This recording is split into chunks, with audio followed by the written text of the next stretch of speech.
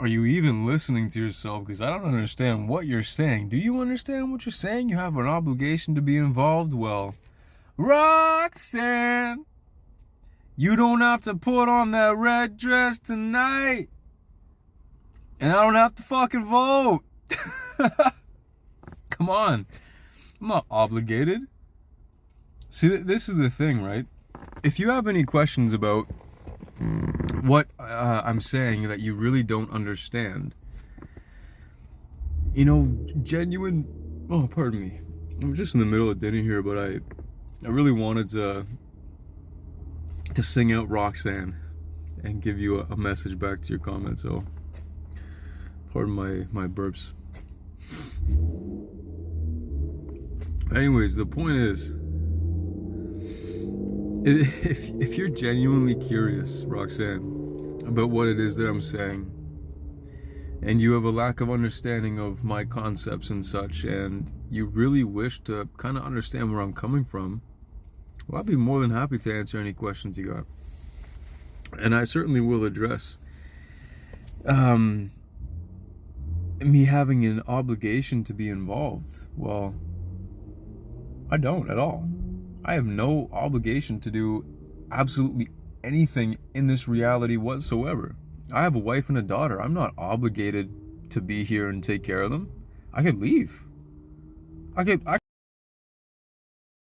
Shit. I might have just lost my video because of saying that. Well, hopefully TikTok didn't scrub my video and this makes it through. But I have no obligation. I'm not like forced by life to do anything at all, and this is the point. Is these politicians, this game, this system, it all depends upon us not realizing that there is an option C. Just for the sake of things, let's say this ABC idea that I've just presented is that there is only two political parties. There is A and there is B. Well, what about voting for myself? Just because you're in this society does not mean that you have to vote. Absolutely does not mean that you are obligated. There's no gun to your head. And even if there was a gun to your head, you still have a choice to live or die. And this is the whole point. This is the whole thing with Covidicus, Ninetidicus. I don't know. I don't know what I can say anymore these days. And that's such a problem too, that social media is literally filtering through. And I even see comments too. The comments get filtered through, and yeah, some of them are negative towards me or whatever, but like, that's life, man. If I was walking down the street talking this stuff, people would scream it out at me and I'd have to hear it. And so would everybody else that's around. Like, why censor life? That's what they're doing. Why censor me saying what I want to say, how I want to say it, man? It's just wrong on so many levels. But even with a gun to my head, I still have the choice to say no, even if it means the consequence following is death. I'm not obligated. You are not obligated. You don't have to get up tomorrow. You don't have to go to work tomorrow. And yes, there are so many consequences that would follow. Well, if I don't go to work, then that means that I'm not going to make the amount of money that I need to pay my bills for the week or whatever. Like, say you're tight like that.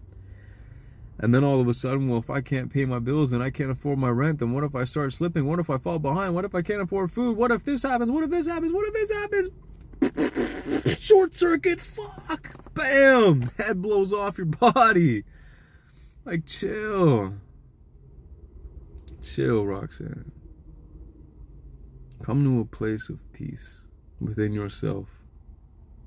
Come to a place of realizing that you have just as much say about how this reality can be, how it should be, as anybody else. You are just as important as the Prime Minister. And if you don't realize that, I feel for you. Because then you believe in supremacist ideals, that one life is worth more than the next. And who's to say that that is true? Who's to say that I'm more valuable than an ant getting crushed right now? You know, we all live and we all exist in this reality as a part of we're all the same thing. We're all a consequence of this existence, however you want to look at it, whether I've been created by God, or whether, it was just a big bang and stuff flew around and things happened, or whatever you think, whatever you believe. No matter what, everything traces back to a beginning. And it is in this beginning, whether it was a big bang or whether it was God dropping an eyelash into an ocean, whatever happened, it all started from one point. And out from that one point came all of us and everything else. And there is such wonderful harmony to be experienced when you realize that. Such joy and such bliss and such happiness and such playfulness. And I understand that, I say a lot without necessarily reaching an objective point sometimes. But that's also part of the point, is that there is no purpose to life. Because if there was, maybe say that the universe's purpose was to produce 10 trillion times 1,000 pizzas from Domino's. And then once that goal was reached, the entire universe collapses, because once the objective is completed, it no longer needs to exist. There's no purpose. We get to wake up and we get to define life how we want to define life. Do you see what I'm saying, Roxanne? We don't need world hunger to be an issue. We don't need housing crisis. We don't need dirty water to be coming out of people's taps contaminated with, in Canada, over 70 heavy metals and chemicals. We don't need that to be happening. But so long as we continue to give the responsibility out to somebody else and not take responsibility for our own health, for our own thoughts, for our own spirituality, for our own mental well-being, for our own physical well-being, in every regard, our well-being. When we don't do that, we never come into a place of realizing our potential. And to realize your potential, your true potential, is to realize who and what you are. And to realize who and what you are is to realize that you are love.